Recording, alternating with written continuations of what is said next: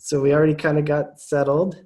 Um, we want to take this time a little bit to talk about gifts as a little bit of a warm-up practice. So there are different kinds of gifts that we all have. Some of them naturally come to us as individuals. We're just born with them, and they might develop over time. And others are learned over time, or maybe they were taught to us. And some might come more naturally than others. So pretty easy topic to go over. It's pretty intuitive. But just reviewing these three, so we have gifts of the head, so knowledge or information that you might accumulate over time. Could be a gift that you might naturally have. So maybe you have some knowledge of how to speak several languages. Maybe you've learned some things in school or from someone that you admire. It could be a gift of the head. Gift of the hands could be more practical skills. So maybe you're a really talented gardener. Maybe you have excellent knife skills or business skills.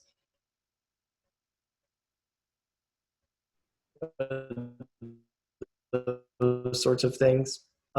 Really have a passion. So the check-in practice is one of the elements of circle practice. And Justin will be sharing a little overview slide that we could talk about later in other meetings further. The idea is that the circle leader could be anyone in the circle. This time it's Justin, but it can also, he can move it on to Benzel or any other person in the circle. The other time that we sometimes hear from everybody is a checkout at the end as well. And I hope that you will also experience a checkout we're going to be doing together that's going to be a bit shorter than usual. The thing to think about, it's circle practice. It allows for all the group to engage with one another, even on tough issues. And instead of speeding up through tough issues, you slow down, you ask the circle, to spend a little more time on this agenda, or even if it's not on an agenda, on this item that happened, right? Whether it has to do with police brutality, whether it has to do with something personal that the group wants to talk about at the time. Circle practice also allows elements of silence. And so we will practice that at the end. Let me know if on the chat, if there's any problems you're having hearing me, because I wanted to make this relatively short, but I'll make it shorter if the sound is not working for you all. So if you think about circle practice in Metro Caring, think about your role as maybe being the next circle leader, as someone holding the intention of the circle where everybody gets heard or has an opportunity to be heard. And then also, can we see the slide at some point? Yes, I think Justin's going to be trying to share the slide this time, and if not, we can send it out to you afterwards. And again, the three practices and agreements you'll see on the slide, maybe we'll see this time or not, are ways to be able to then keep the circle going and also keep the place safe. So sometimes what we're going to be saying in circle will be in confidence, and you can share as you want more privately normally, but in the safety of a larger circle. So again, if you are interested in leading the next meeting, as you as the leader of the circle, think about that in terms of reaching out to our Janae or Justin in terms of your role. You can also do an element of the meeting. But again, the idea is to flatten the hierarchy of who runs the meeting, who manages the meeting, what can be talked about at the meeting. And you'll see the agenda ahead of time, but we can always adjust the agenda depending on what's important and what everybody feels needs to be shared. So here's a quick example. Today we're going to just talk about the check-in and the checkout. Usually we also have and maybe Benzel's the guardian at some point, letting the interpretation happen or saying, hey, let's pause right now. We're having problems with the interpretation. But the next time, I think, we'd love to introduce another circle leader and then talk about other intentional elements of it. So that's it for our kind of circle educational today. We're going to end with a checkout, which will be, it won't take as long as our check-in, but it's just another element. And so Justin, if you just move it to me at the very end, we'll do our checkout. Thanks. And then I'm going to move it to Janae. No. No? It's me, I think. Isn't it, Justin? So Mike is next. Oh, sorry. Building the bridge, and that's great. I need that slide. I'm going to just introduce the idea of that a special way you could think, one way you could think about circles, like what David, since the beginning of time, people have, like the image I think of everywhere in the world, people have sat around a fire, talked about problems and dreams, and decided what to do about it, right? It's the oldest thing in human society, right? That it's what we do together. We share our concerns, we share our dreams, our gifts, and then we get more connected, and then we move to act. And so it's not anything new. It's a very, very old idea. And sometimes a circle could be for mutual aid, and sometimes a circle is around a particular person or family to help that person or family move towards their dream for them. And it's particularly relevant when people fall out of the boat of community life, right? And right now, an awful lot of people have fallen out of the boat, right, through no fault of their own. I mean, the economic crisis, the pandemic crisis. So there's a huge number of people whose circumstance of life is so different than it was 6 months ago. It is, I mean, just like Friday evening, the unemployment benefits stopping for however, I mean, for many, many millions of people, right? And, nobody has a clue when Congress will restore those. So what do? You're in a terrible position, and you're also surrounded by illness.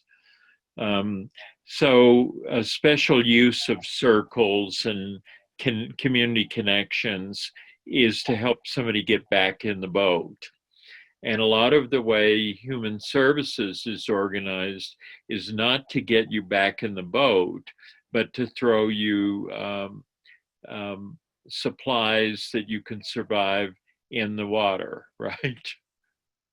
I mean, to use that image, right? How to help you survive, but not to really transform your situation.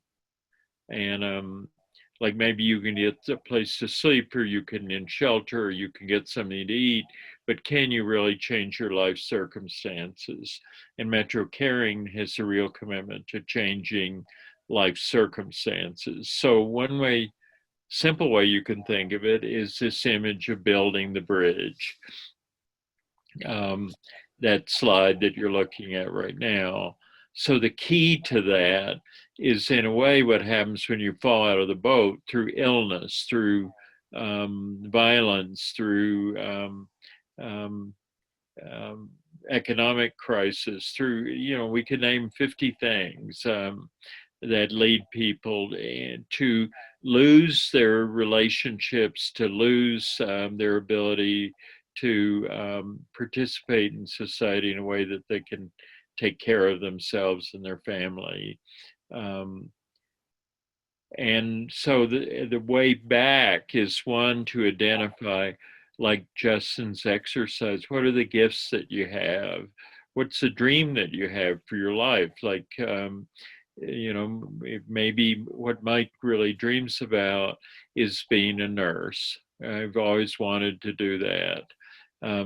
So by that dream could be motivating to build relationships, to get more connected, to cross the bridge of relationships, and then to be plugged in to other people who could support me to move towards being a nurse.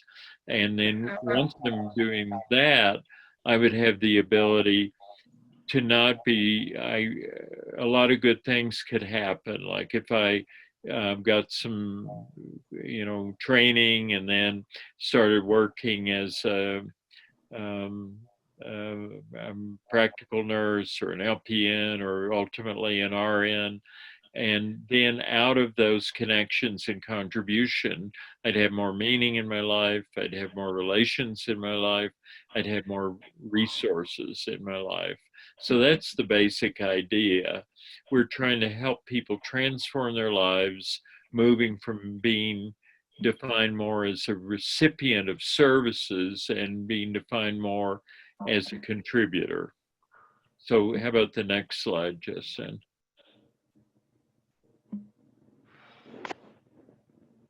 Number, whatever that is, that next one.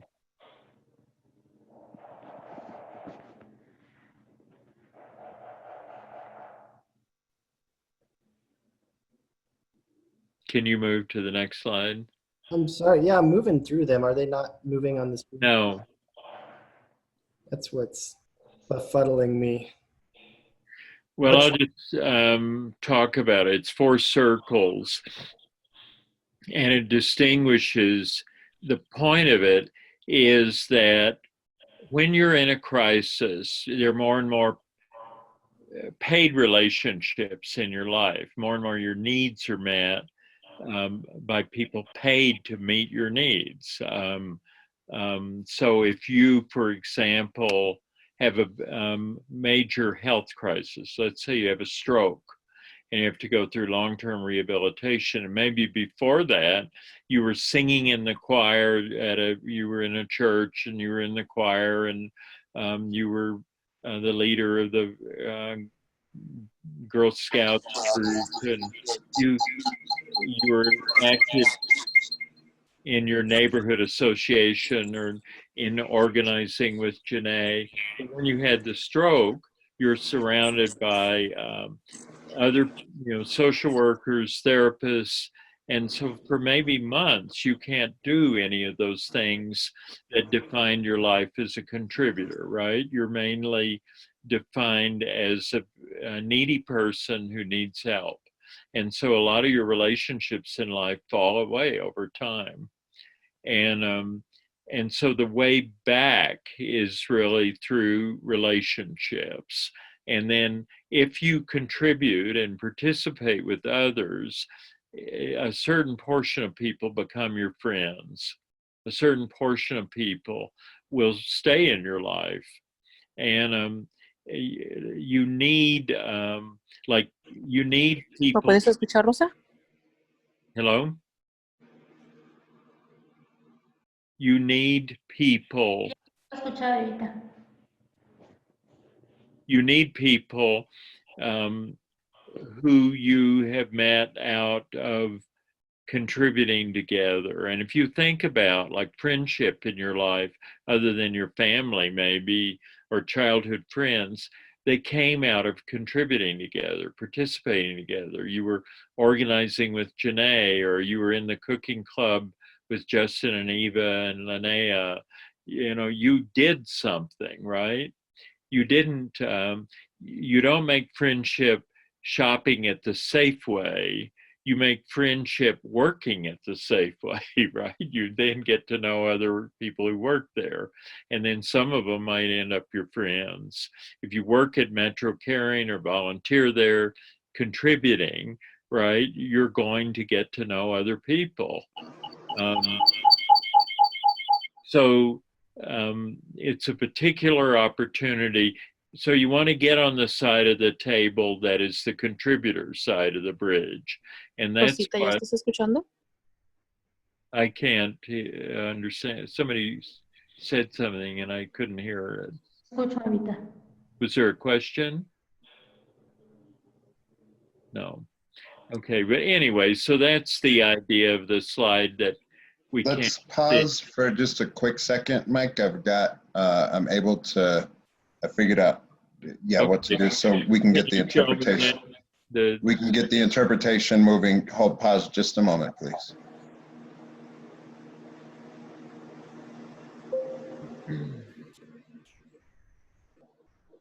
the idea that what you don't want is the important relationships in your life to be that people pay for. That's really the point. You want to be in reciprocal relationships where you contribute, where you give and you get. That's the idea. You make a living by what you get, you make a life by what you give. And you need to be, people want to not only need to be doing both, but they want to do both, right? Nobody doesn't want to contribute unless they've just had it beaten out of them one way or another and are exhausted and sick and depressed. But in general, we all want to contribute. And so the next slide, please. One way you can think about what's helpful to somebody who's fallen out of the boat of community life. Let's say back to me. Let's say I've had a major stroke and I've lost my work and I've lost my insurance, and maybe me and my family have lost our housing. And so we're really in a crisis. And so, but I'm realizing also that all this time I wanted to be a nurse. You know, I'm maybe 45 years old, but since I was 15, I've thought that would be a wonderful thing to do. And so my dream is that. And so then a circle might be some people to listen to me about the dream that I want to work in the healthcare world. So one part of it would be to connect me, to listen to my dream, if there was a circle around me, and then to think of places where my dream made sense. And in the beginning, it might not be Anschutz Medical Center or St. Joe's Hospital. It might be to volunteer somewhere, right? And it might be to get to know some people who work at St. Joe's, right? Some number 3 people. So you think about, if healthcare is my love and my passion, where are places that it makes sense to hang out if I want to get to work in healthcare? You know, where's a place that I might start volunteering? And then you might think about, if you're the circle, who are people who could support that dream? Like, do we know anybody who is a nurse? Do we know anybody who's maybe in medical education? Do we know somebody who right now is a student, right? And then you might think about number 4, what are the resources I need? Well, if I've got 2 children and I've lost my job, then maybe I need better childcare that's more reliable, right? And maybe I need some kind of way to pay for tuition to start taking courses. And maybe I can not only do some volunteer work, but maybe there's a way to do some paid work, right? That would be not volunteering, but also at least at an entry level, start me in healthcare. So you might list the steps that people could take. So this is just and there's a write-up that Justin will send you. There's quite a bit of material if you'd like to go further with thinking about what these kind of connections, the 4 things worth doing, might be.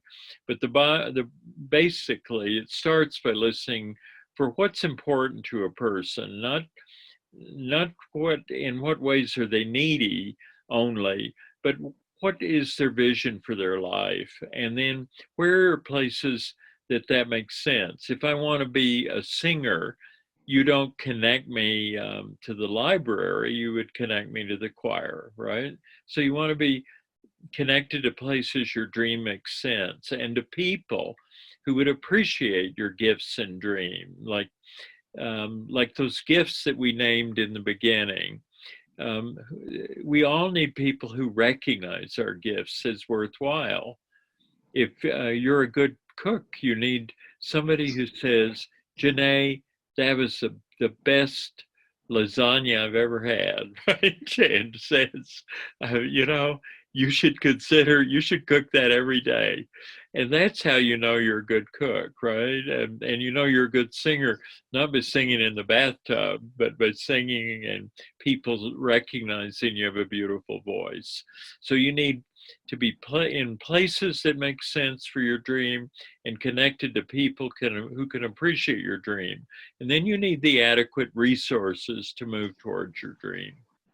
And that's the bottom line. And often people philosophically think about what does inclusion look like, but this is some very simple ways to start to think about practically how you might be helpful to another person or family to move towards more meaning, more relationship, more resource. And then the next slide. Mike, real quick before you move to the next slide, Sure.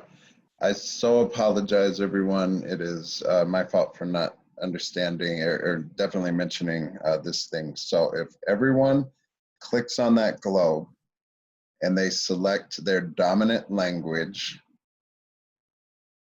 so you'll see either English. If you speak English, you'll click on English. If you are speaking Spanish, you'll click on Spanish.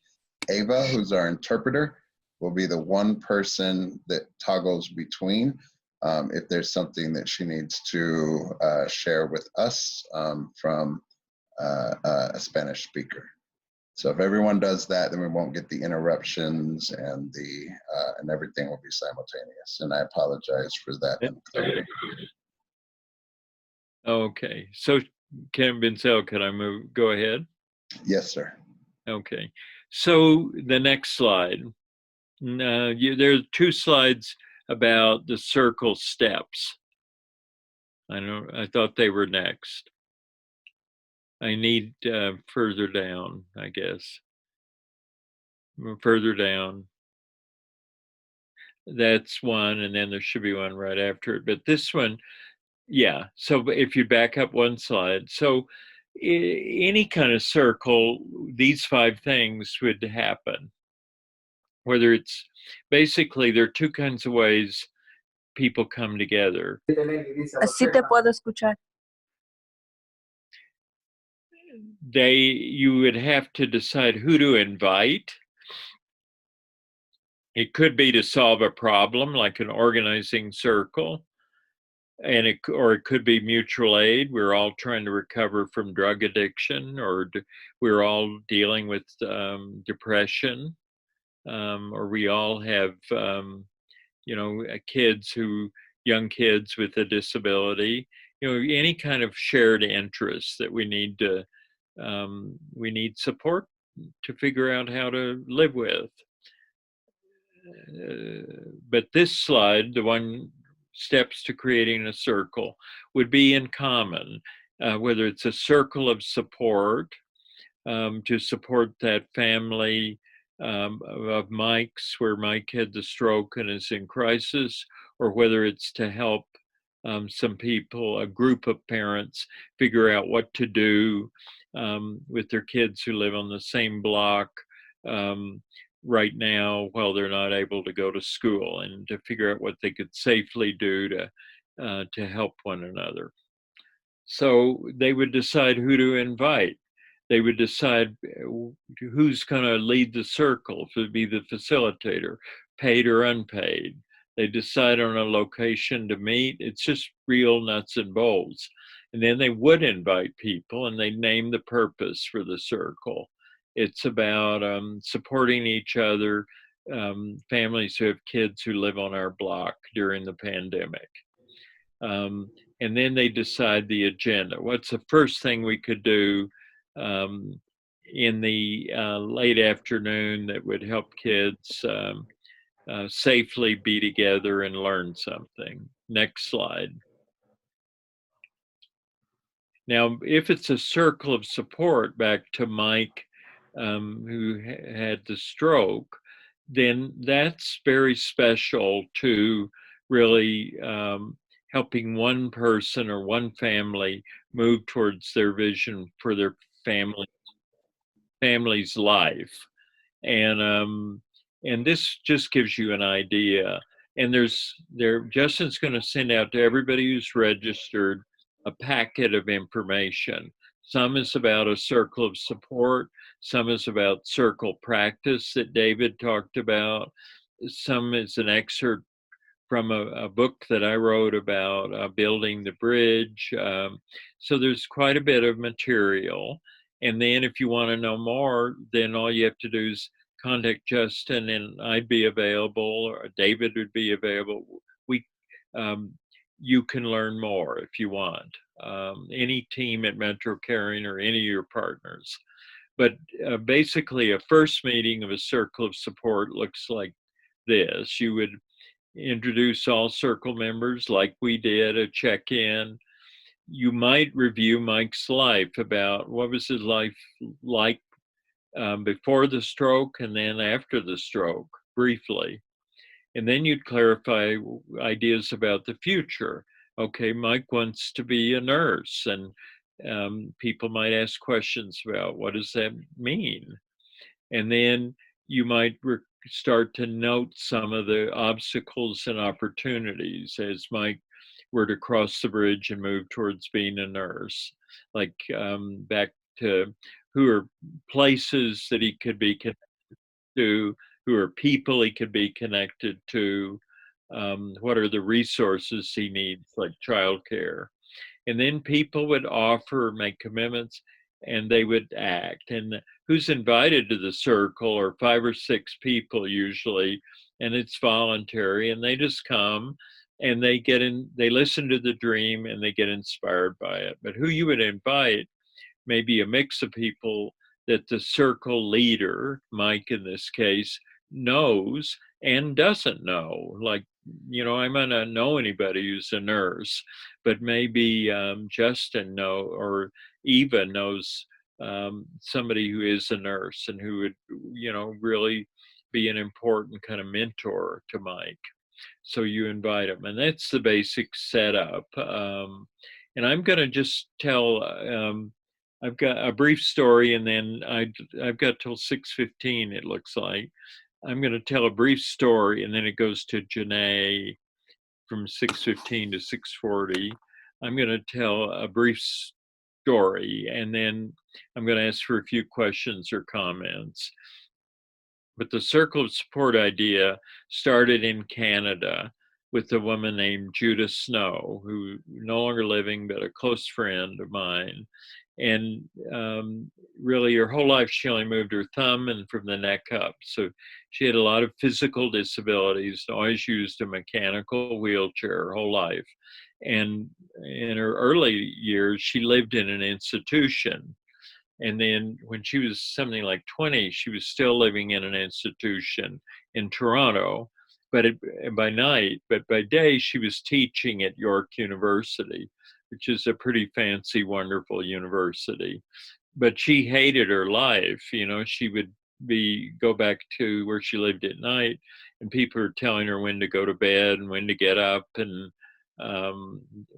when to have the TV on or not. And it was a very unsatisfying life. And then a woman named Marcia said to Judith, "Why do you live here? Why don't you break out of here? Why don't we get you out of here?" And they formed a group. They formed a group called the Joshua Committee.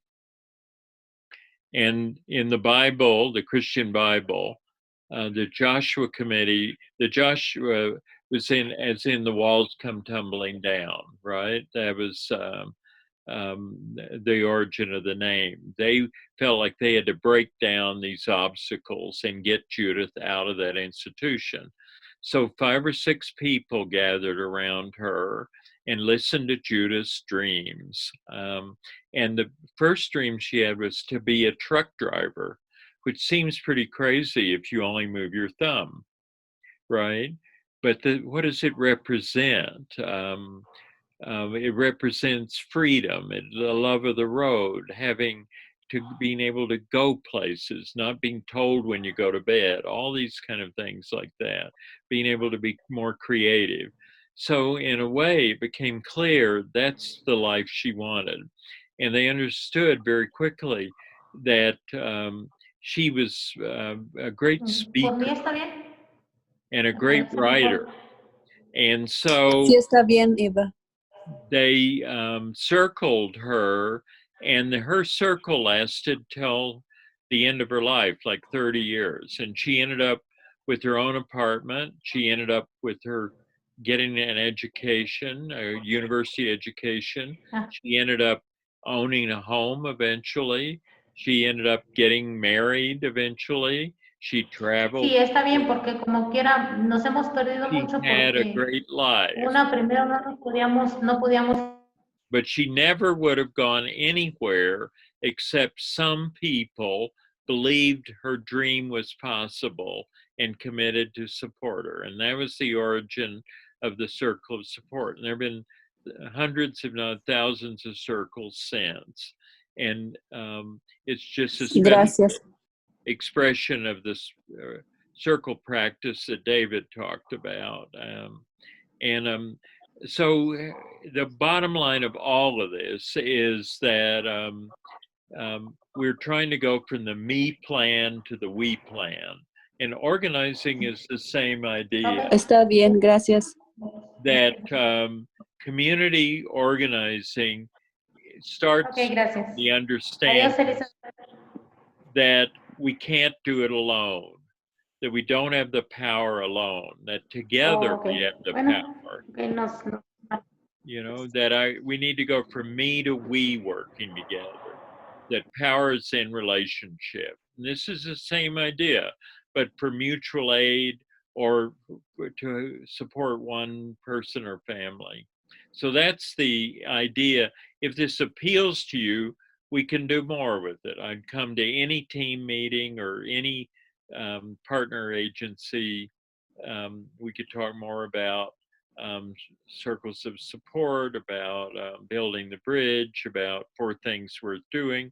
So look at the handout materials and then see if you'd like to do more. And Justin can tell you how to get in touch with me. And now I have, looks like I have about 5 minutes or so. I'd like to see if there are any questions or comments that anybody has. And if you do, maybe you could just raise your hand and then Justin can, can they unmute themselves? Yes? Justin, can people unmute themselves or do you have to? They should be able to unmute themselves. Okay, so just unmute yourself and say something if you want to comment or ask me a question. We've got a few minutes. Okay, so so I see Jennifer Lewis wrote a chat message, right? But identify yourself. Where are you? Let's have a conversation. Are you here? Jennifer Lewis. Hi. Speak up. So we could have a group of people that have different issues. Is that correct? Or are we like? Yeah. Well, I think I mean, it's a great question, Jennifer. And I mean, either way it could be very valuable. Sometimes it's about an individual or a family.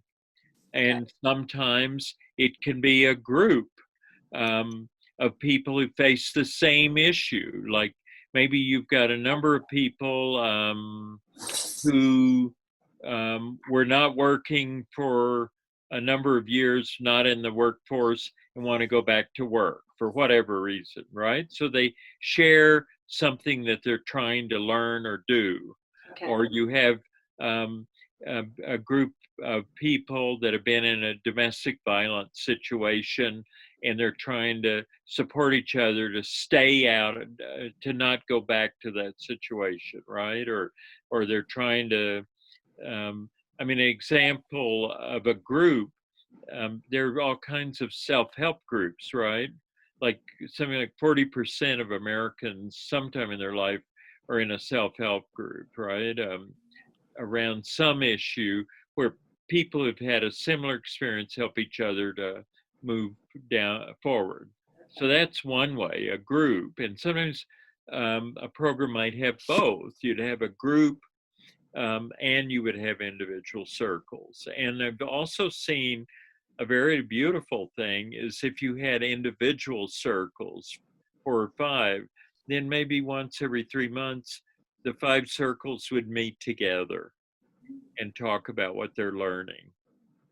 And that's really valuable too. So it isn't like there's just one way to use it. You're trying to get people into more relationships and more possibilities in their life. That's really the point. So what about something else? Another comment or question? This is Emma. For the example that you shared of the individual who had a stroke and like starting a circle of support. Yeah. Would that individual, the person who had the stroke, be part of the circle? Yes. Okay. They would be the what's called the focus person in a circle of support. It's their circle, and people would offer, things to be helpful. Like if that person wanted to be a nurse, let's say, get in some kind of medical profession, then somebody might say, well, would you like to meet somebody who's been a nurse a long time? Well, I've got a close friend. Well, then Mike would have to say yes to that. And if for any reason he didn't want to do it, then that's completely his choice. It's a voluntary process. So that would be, it's really an important point you raise.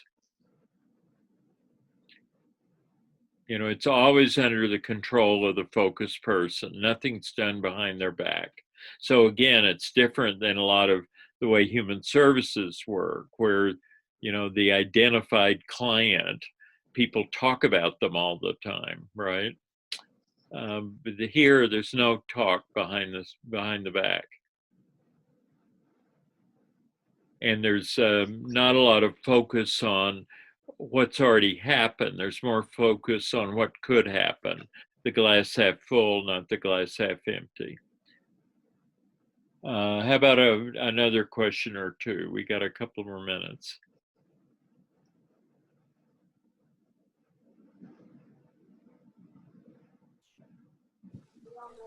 Mike, I had a question. Yeah. This is David. Would everybody that's in the circle of support have to be part of Metro Caring or Metro Caring volunteers, or could you also invite a friend that outside of Metro Caring that you think might fit into the circle? A good point. Of support. A very good point, as to be expected from you. And that would be yes. I mean, it'd be great. You want the circle as wide as possible, right? Like you're trying to broaden the relationships that people have. You might have a volunteer or two, you might have a staff member, but what you really want is those people out in the world, right? Neighbors. Like if Mike used to I mentioned that Mike used to go to the church before his stroke and sing in the choir. Well, there are people he knows there, so let's get somebody from the choir, right? Maybe that person from the choir has the potential to mobilize all kinds of people from that church, right? Maybe Mike is at present doesn't feel well enough to be participating in the church, but this other person, Mary, could keep Mike connected to the church. So that's really an important point. Persons could come from anywhere, but what you don't want are people that are negative and you don't want people that are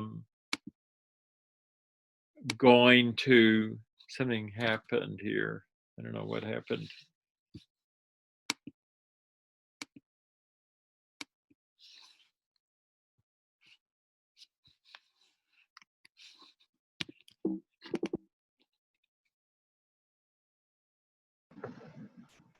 Are you looking for something, Mike? Oh, I wonder if Mike froze.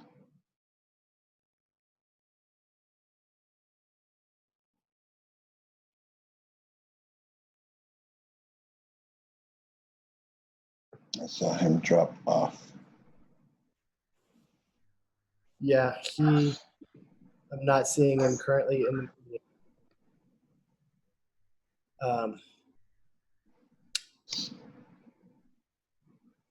Would you like to wait a few seconds for him, or maybe? I feel like a lot was covered.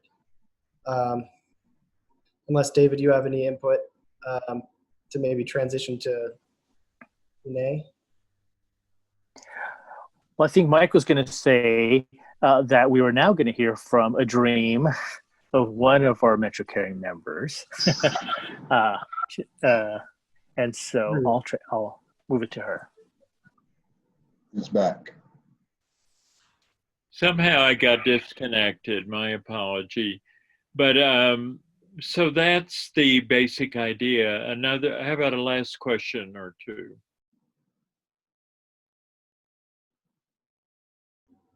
What do you think of this? Anybody? I have a question, Mike. When you typically see like a circle formed around a common purpose or bond, how do you normally see those formed, and how are the most successful ones formed? Well, Dana, I think a support circle around a shared interest is basically a kind of organizing, right? Out of listening, like the kind of work that Janae's doing.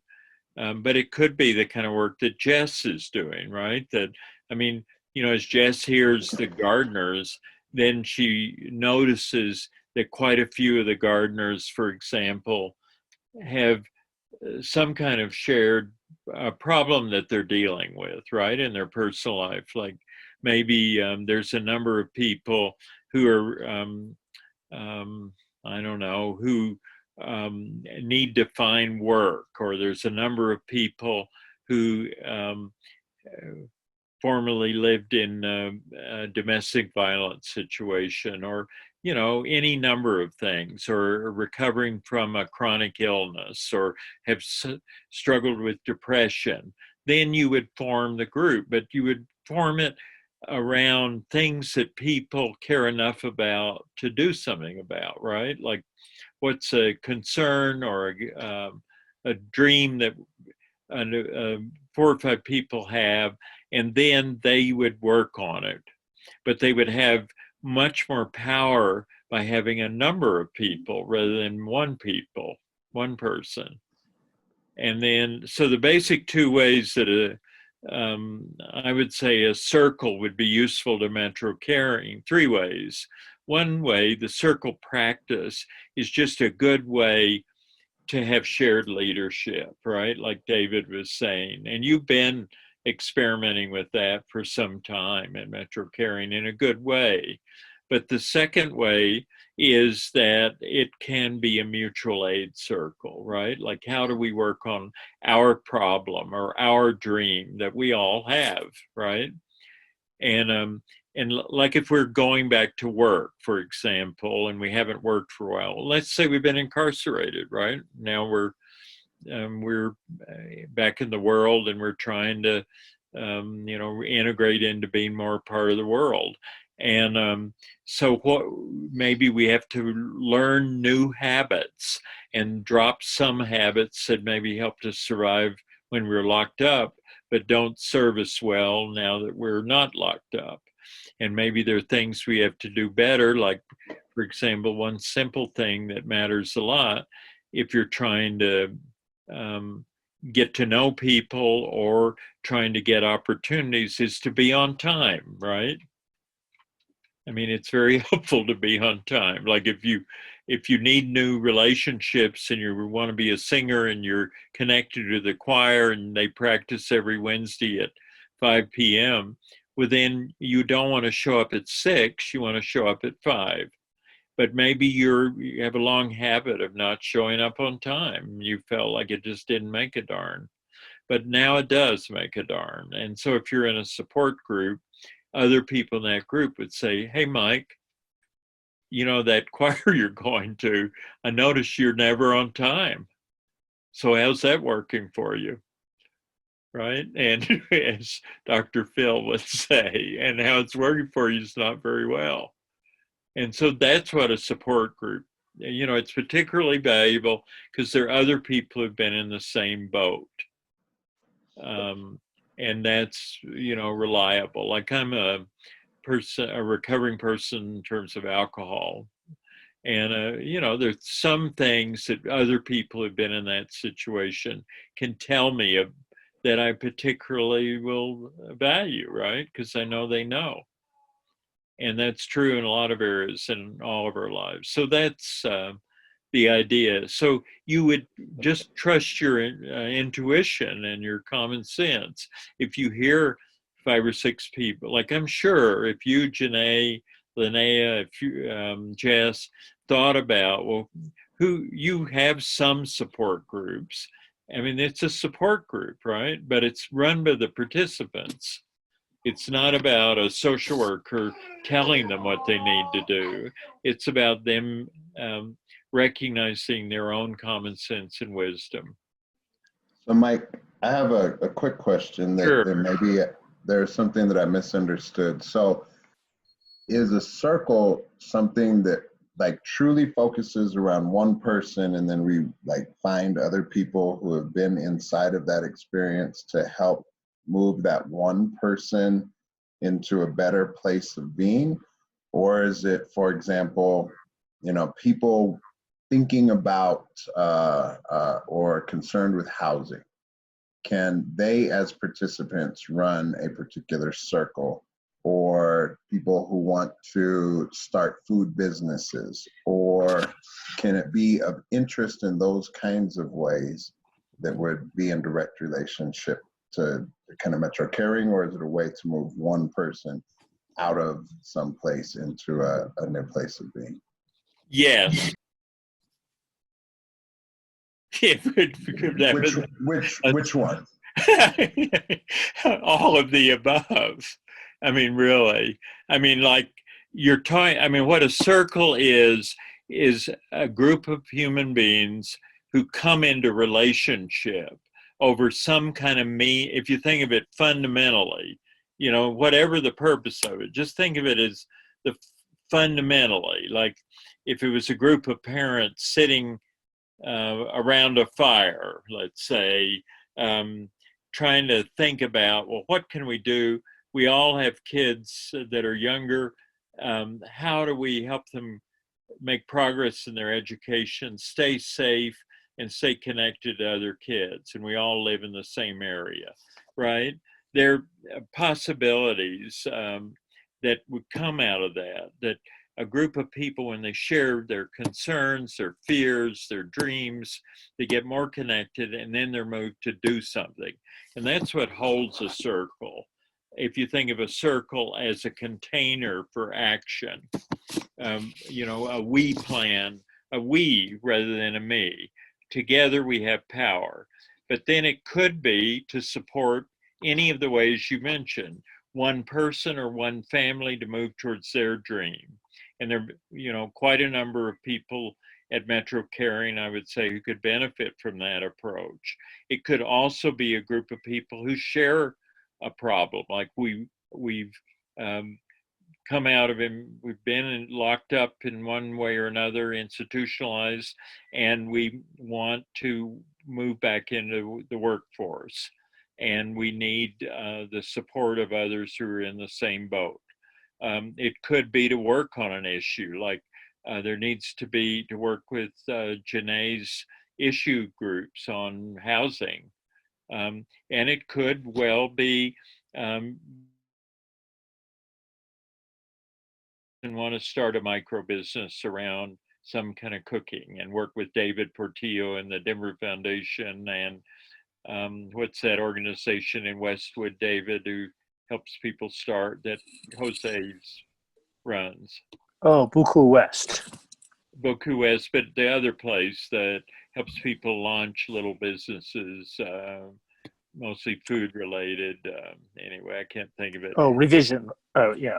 Anyway, there's a lot of resources, but any of the 4 things you named are great opportunities for people to circle up, right? To more likely to happen if a group of people work together. That's all. Hey, Mike, Yeah. sorry to cut in. For sake of time, I just wanted to, in the next minute or so, switch over just so Janae has Yeah. time to. Thank you. Sorry to- Anyway, and Bethel will continue. Good, thank you. Okay. Let's. I mean, and anybody else. I mean, we're just introducing these ideas, and if you like them, then we'll. That's Janae was saying that the other day. Then we've just started, right? We'll go from here. So Janae, I'm sorry if I cut into your time. No problem. So we're going to start with addressing what meaningful conversations would look like in a circles model. What we want to do is really get to the root of our community and really start talking about the gifts that our community provides and what gifts they're able to give to this dream through their connections and through their abilities. So really digging deep about who you brought to the circle and then their values around this specific dream or idea, but also just their values in general around their community and how they show up. So a lot like what we did before, we were talking about the gifts that that we can physically bring to our community. What's something that is mildly abstract, but not necessarily abstract, but can be used within the process of creating this dream framework or this dream making it happen. So for about 5 minutes, I want us to write down not necessarily tangible things, but intangible things that you can bring to a space to help build a dream. And it doesn't matter what the dream is, but just kind of take time to write down some intangible goals or not goals, but gifts that you have.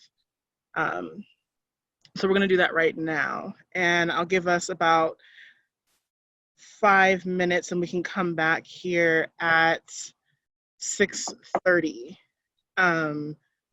to do that. And then I'll ask a few folks to share that out. Is that okay? Great. Yeah. When you say intangible, is there a specific type of gift that would be intangible? Let's say that I have good motivator skills. That's not something that's really tangible, but I'm a really great hype person, right? So that's an intangible skill, but it creates tangible results. Does that make sense? And Janae, could you add some stuff like what would be different about this skill or gift than what we own in the beginning of talking about an asset that we have? Right. So an asset that we were talking about at the beginning was something that was tangible. So like, you know, I know how to cook, or Jim gives financial donations, or Ava knows how to crochet. Those are tangible things that we can give to someone. What I'm asking is for you to come up with intangible things like being a hype person or a good motivator, or maybe you know how to, maybe you're a really good listener or you're an empathetic listener, or you know how to inspire folks and get them more involved with their community, and you have connections which aren't necessarily tangible, but they are a tangible gift. Does that make sense? It's not something like I can, you know, tangibly give it a second. Yeah. Cool. It's very helpful. Thanks. Yep.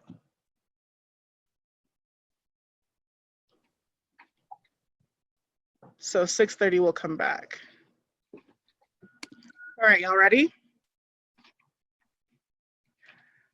I'm gonna call on Dina. I said quite a few things, but I think for me, something that I can really bring to a group that's intangible is just how inclusive I can be. And so that's bringing individuals into a conversation, that's really stepping back as a leader if need be, or stepping up to facilitate the conversation in a certain way. But I think bringing inclusivity to groups is really huge in building capacity and really empowering individuals who just might need a little more of a boost to speak up. That's awesome. Like noticing who's not in the room is actually super important because the more diversity around the dream is, better.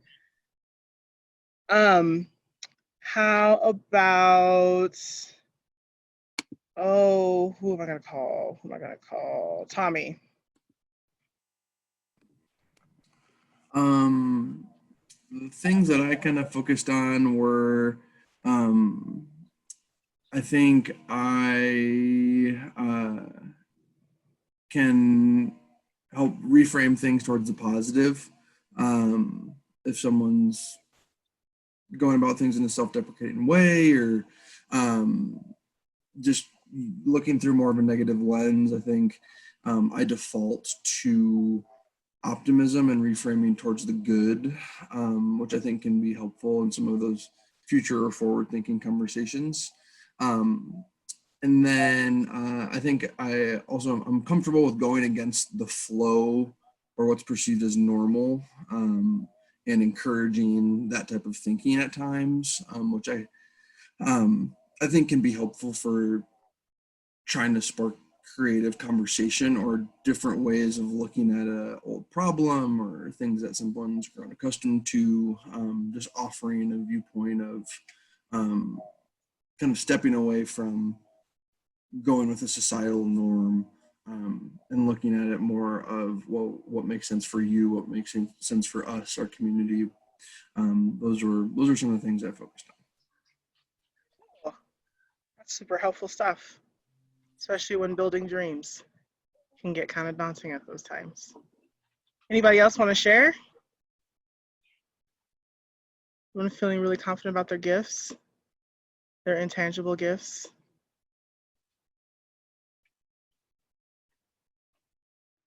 I will call on someone. So, Jose. Hi.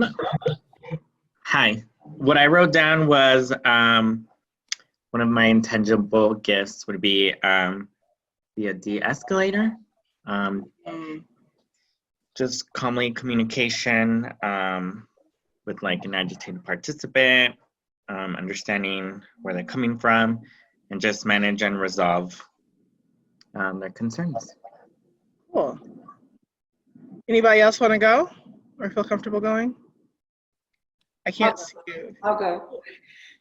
Age. I think it's an intangible gift in some ways.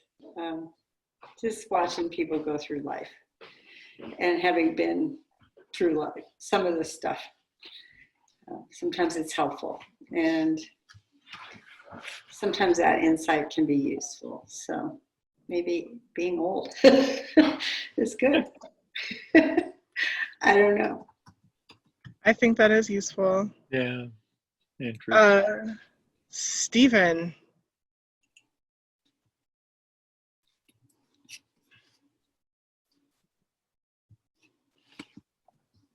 Hi, sorry. I'm not sure if I'm viewable. Can you guys hear me? We can hear you. Yeah, I don't know what's going on.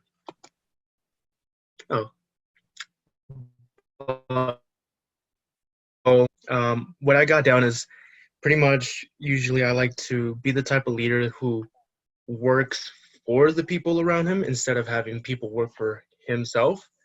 I feel like that's a really big thing in which I learned and noticed.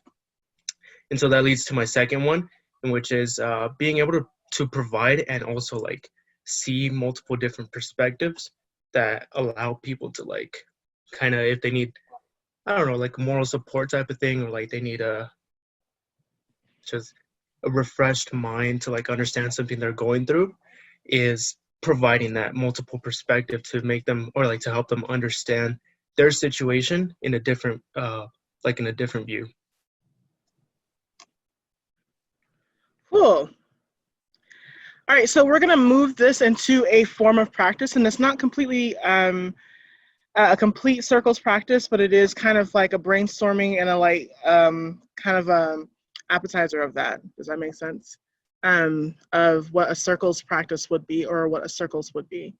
So last year, I was able to do a full catering for the Lighthouse Writers Productive for Lighthouse Writers of Color, and I was able to cater the entire 3 to 5, it was 5 days in the mountains, and I realized that I really would like to have my own bed and breakfast in Pagosa Springs specifically. So we're gonna do a little like workshop around that as like a dreams goal that I've had before. Don't take it seriously. I haven't really been taking it that seriously, but it is something that I've thought about in life. So this is a picture of me at the at the catering event. It was so much fun. There was about like 7 cabins there, and about 4 of them were filled with writers of color. And it was great to be around my own element, because I also am a writer as well, but I am more of a chef than I am a writer these days. I've been looking at properties in Pagosa Springs, which is incredibly expensive. I've looked at locations, wrote a menu. I brought on a partner who was interested in this venture. And the questions that we're going to ask here are, how can we use the circles model to make this dream a reality? So going back to the slide of the 3 or 4 tiered circles, how can we use that circles model in order to create this bed and breakfast? And what would a meaningful conversation look like around this dream? And what community gifts can we use? We're going to take about 10 minutes. I'm going to go and put the original slide of the circles up. And I will also do the activity as well to kind of give you an idea of what it would look like. But yeah, so these 3 questions, let's try and remember those. If you have a pen and piece of paper, you can write them down. How can we use the circles model? What would meaningful conversations look like, and what community gifts can we use? I'm going to go ahead and put the circles model slide back up. So looking at this, there are 4 circles that are used. So intimacy. So who are you around, or who am I around immediately? And the close friendships that surround that as well. What are those? And you don't have to answer those 2 questions. And really, I can answer the majority of these. Sorry. And also, what are the people and resources and next steps, places that can be surrounding this dream? So we're going to actually work off of this model here, since you do not know my intimate relationships or the close friends that I have. So we'll go off of this here. So the dream is to have a bed and breakfast. Who are the people that I need to know? What are the resources that I would need to tap into? What places do you think would be a good idea? And what are the next steps for this dream? Does that make sense? Are there any questions?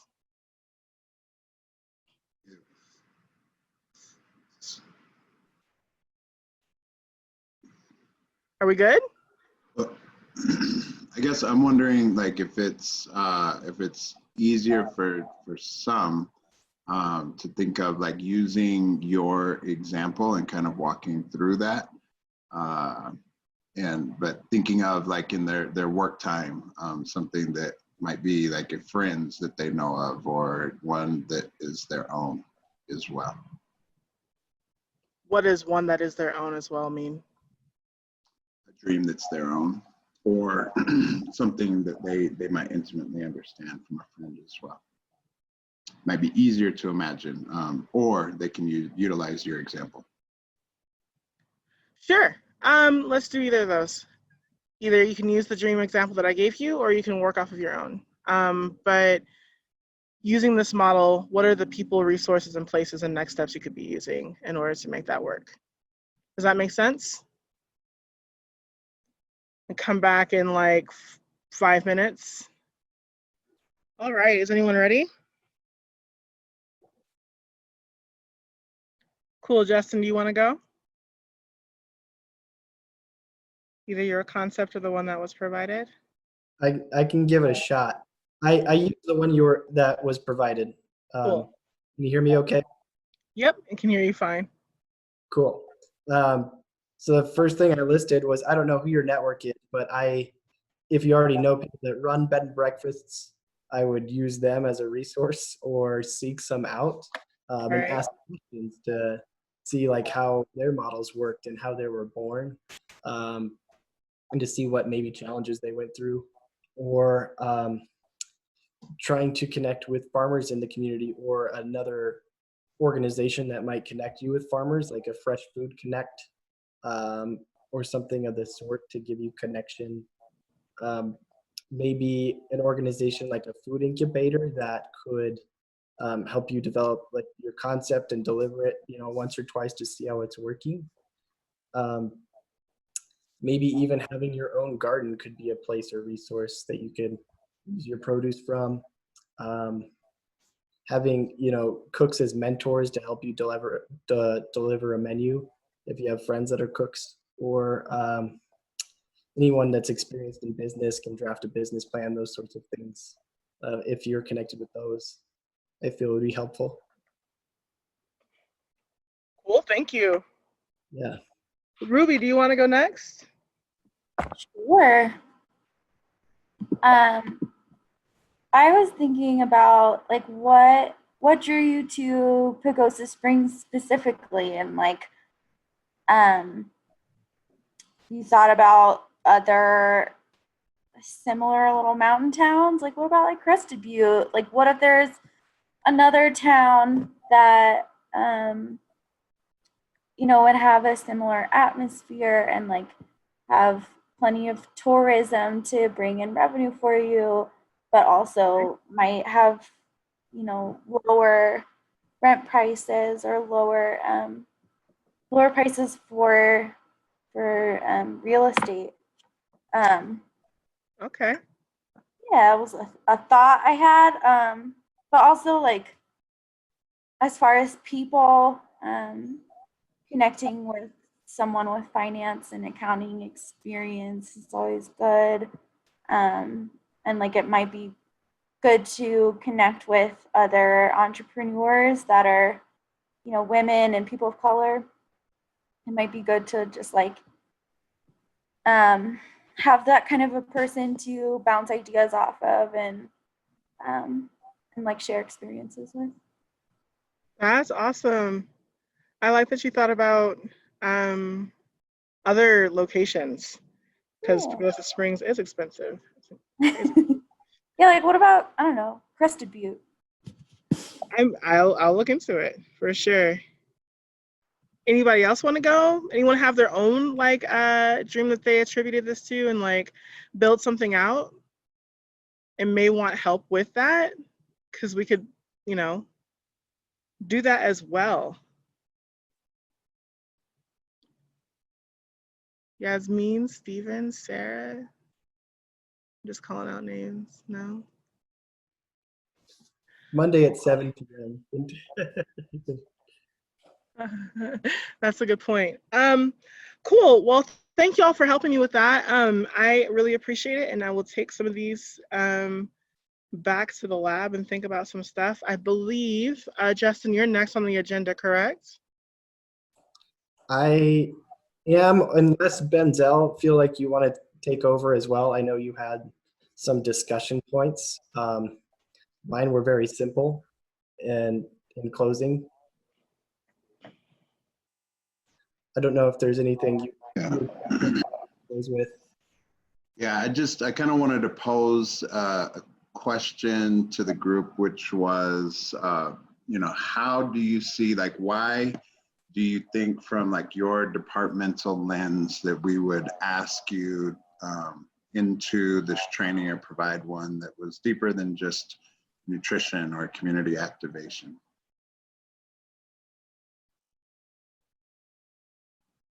So maybe hearing from someone from Team V or from development or. Could it be like how to involve community in like any decisions that you're making within your team? Can be.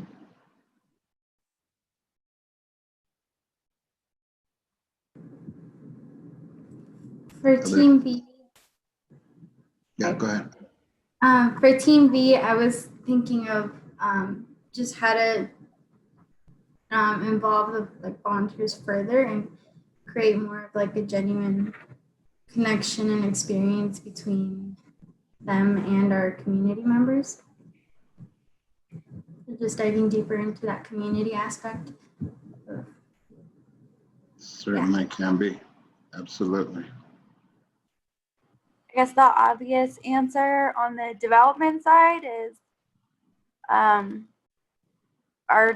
team has, you know, contacts that have financial resources. Mm-hmm. Which is awesome. And being able to have interests inside of there as well. So absolutely. What about someone from community? Why might we invite community into this training? This is Heidi. You're part of the community and it makes us and me feel welcome.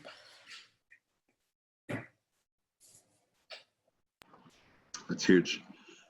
Yeah, and I think we'll let Justin close out, but that's the reason. And Mike, you might take a minute or so to kind of talk about one idea that you had, which was to have, for example, volunteers. Like, we know that people in community are looking to achieve certain goals, right? And in their life, like people who are also on staff and otherwise, such as Janae's dream, right? Yeah. And so there was this element of well, we have volunteers who have already been successful inside of that space, right? Yeah.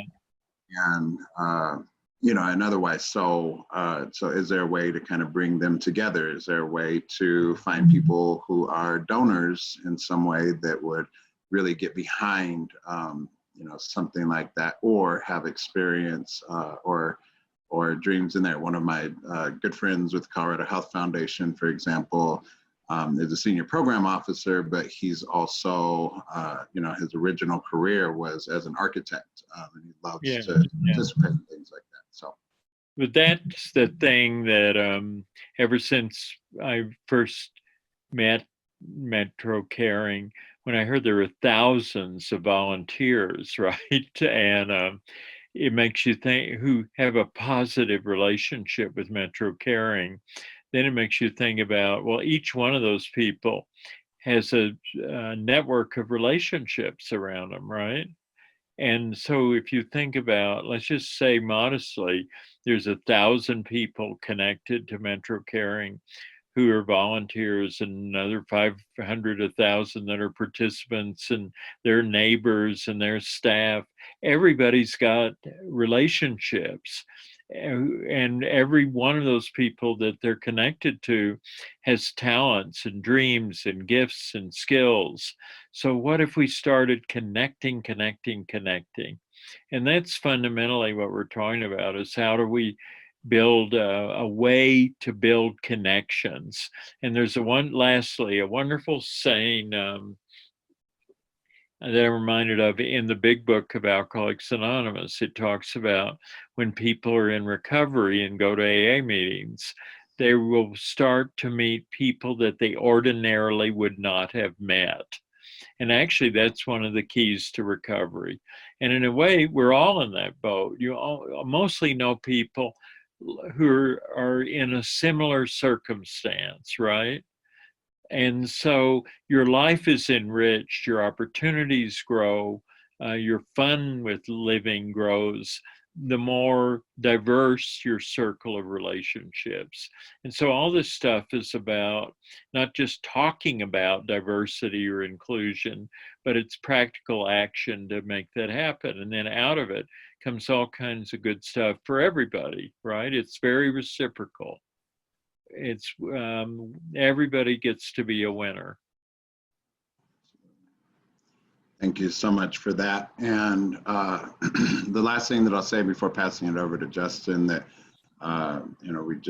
we've been working with it inside of the IDEA committee, or the DEI2 IDEA committee, as well as just did a board presentation on Tuesday, where thinking about access, and as we're building and developing programs around Metro Caring, how do we think about ways as we're developing any program that increases the access for all of the people involved in the network of Metro Caring, that drives forward, whether it's social cohesion, whether it's just overall well-being, health, economically, but being able to connect them to more access to help them achieve their dreams. But the first place that we need to start inside of that is actually knowing what their dreams are and knowing who we can connect them to inside the network. And so all those. Yeah. That's wonderful. And so kind of that being said, is one of the reasons that we wanted to and really appreciate all of the presenters who did a great job, except for myself with Spanish. And so I've been texting on the phone with Ava, and we'll figure out a time to be able to do it for the Spanish-speaking community as well. And just thank you all for being here. And with that, passing it on to Justin. Well, those are pretty good closing remarks. But I want to thank you all for this skill of patience as we work through the tech stuff. But I kind of want to reiterate some of what Mike and Ben Zell had said. I think it's important to find, what folks are passionate about. And a lot of times we do that by intentionally building relationships with folks so that we learn what they are passionate about and can make those connections. But we have just a couple minutes, and I was wondering if anyone throughout this discussion had any idea they could bring forward that they think from this training that might help with building a circle or building, purpose into a circle, or those as a next step. If anybody would be willing to volunteer.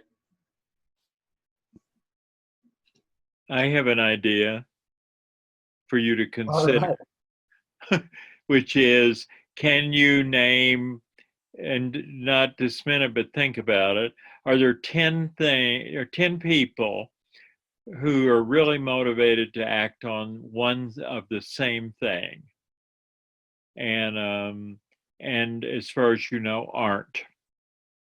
And that could be the start of a circle.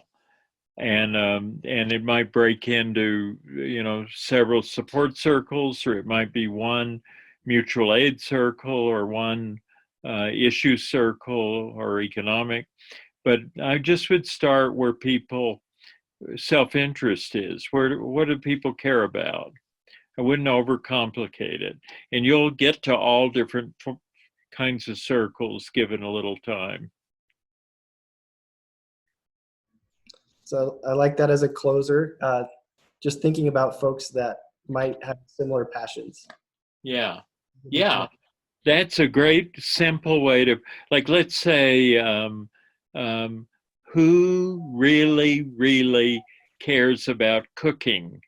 I mean, back to Janae's story, from different angles. Like, I bet among all the volunteers and participants, you have people who've made a living as cooks. You have people who have probably owned restaurants or started restaurants, or who knows what, right? Or,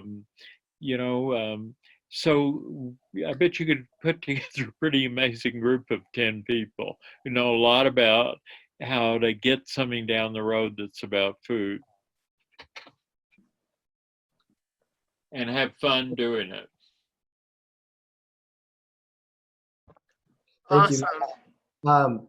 Well, I think that mostly wraps it up. I do want to leave it open for any big questions if there were any for closers. But I also will email out, as Mike said, some extra resources and handouts to everybody. So I'm actually wondering, Benzel, do you have all the emails from this meeting, or is there a way we can access that?